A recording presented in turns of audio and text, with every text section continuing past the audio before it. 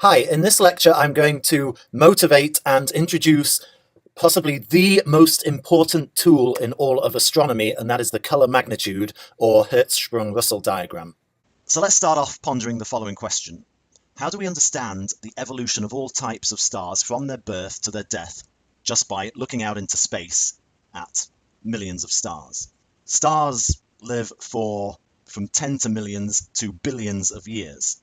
We can't possibly begin to track even a fraction of the lifetime of a single star. So how do we know how stars are born? How do we know their life cycles and how they die? Well, in order to understand that, let's ask a similar question. Suppose you're a mosquito, how would you understand the lives of all types of people from their birth to the death just by looking out at a crowd of people? A human life, after all, is 3,000 times longer than a mosquito's life. A star's life can be 100 million times longer than a human life. So our problem of understanding the life cycle of stars is even worse than the problem of the supposedly super intelligent mosquitoes understanding the human life cycle. So what would you do as this mosquito? The way you would approach it is you would figure out a couple of basic properties of humans that are likely to be somewhat correlated throughout the lifespan of a human. So for example, you might choose the height and the mass, or the weight, of a human being. And then you would go into that crowd and you would measure the heights and the weights of all of the humans that you see. And if it's a large enough crowd, you're going to get a representative cross-section of the heights and weights of human beings. So you would plot them one against the other, height versus mass. And this is the type of pattern you would see when you did that. So you see that indeed height and mass are correlated.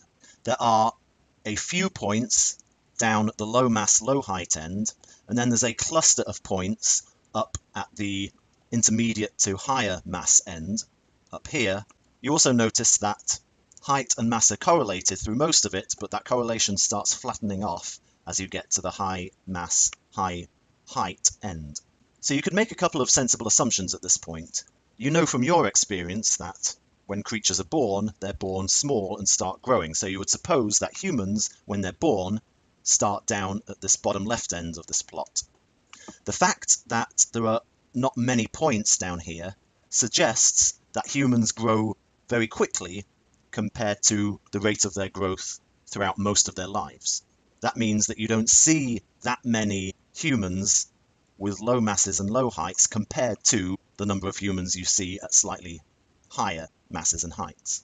Analyzing this a bit and adding more and more data, you might come to the following hypothesis, that a typical human traces out a path on this height-weight diagram, starting at the low height, low weight end at 0 years, growing rapidly up to about 15 years, then not growing that much up to about 50 years, their height and their weight remain roughly constant, and finally losing a little bit of weight and height between 50 and 70 years. You could infer this from your snapshot of this data from your population of humans. So you've been able to reconstruct the life cycle of a human being without ever seeing a single human being completely from their life through to their death. That's what we're going to do for stars. So we need to choose a pair of variables which characterize an object in a population that we can reasonably assume will change together in a specific way as the object ages. We chose height and weight for humans. For stars, it seems sensible to choose radius and surface temperature, the two factors that tell us what the luminosity of the star is. Now, radius and temperature are not direct observables. We have to infer those from things that we actually measure with our telescopes, and those things are fundamentally the color of the star, or alternatively the spectral index, that tells you what the temperature is, and the luminosity or absolute magnitude of the star, which for a given temperature gives you the radius of the star. So color and magnitude are things that we directly can observe. So the hypothesis is if you plot the colors and magnitudes of a huge number of stars, then they will arrange themselves in some sort of pattern, and that pattern will allow us to begin to figure out the life cycle of stars. So what population to choose? Well, we've got quite a few choices. The populations that you are going to look at this week are all the stars that belong to a particular star cluster. So Although a lot of stars are just spread out throughout the galaxy evenly, we also see that a lot of stars clump together gravitationally in star clusters. So these are gravitationally bound groups of stars. We will talk about star clusters a lot more later on in this semester. There are two types of star clusters. The top two here are the Pleiades and the Hyades, and they are open clusters, and they typically have about 100 stars in.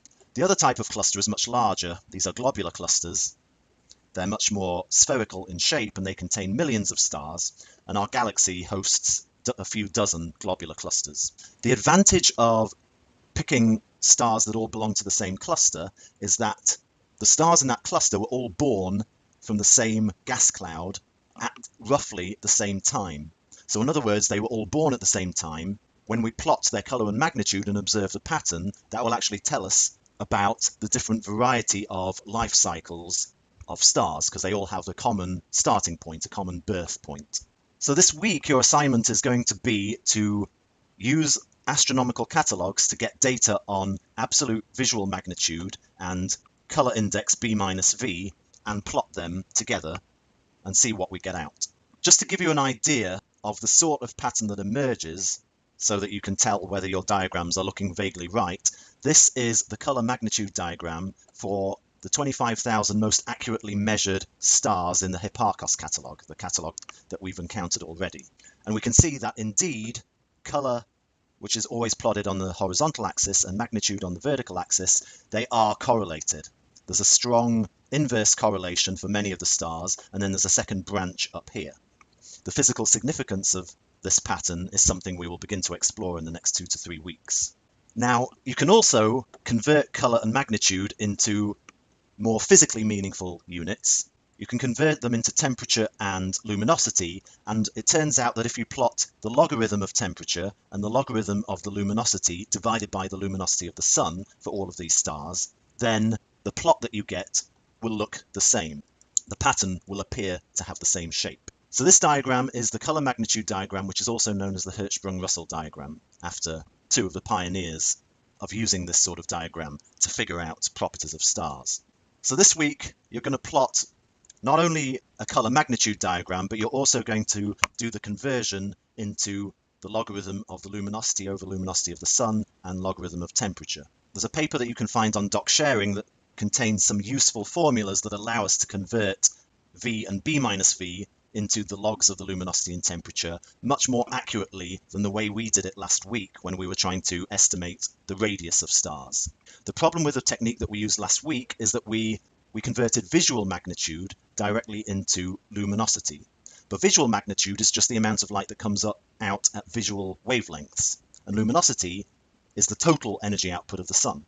So we're always going to be missing a bit of the luminosity doing the conversion that way.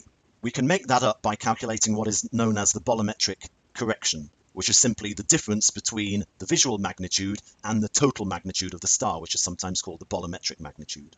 Let me briefly go over the formulas that we're going to use to convert V and B-V into log of L and T. The instructions are laid out in this week's assignment more thoroughly.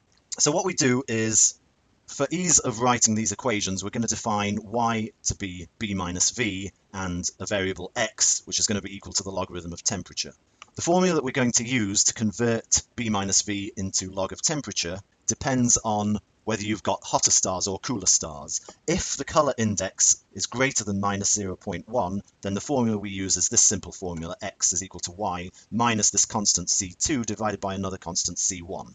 These constants, the numerical values of these constants, are given in this paper, which you will see this week. For b minus v smaller than minus 0.1, the formula is a little more complicated. It's actually the solution to a quadratic equation. X, which is log t, remember, is equal to this equation here. So you take b minus v and plug it into these equations, and that gives you the logarithm of t. That's what you're plotting along the horizontal axis. So using equation 5 in this paper, which is shown here at the bottom, you can calculate the so-called bolometric correction. Again, it looks a bit of a messy formula, but it's just a bunch of constants times the logarithm of t to the 4th power, 3rd power, 2nd power, 1st power.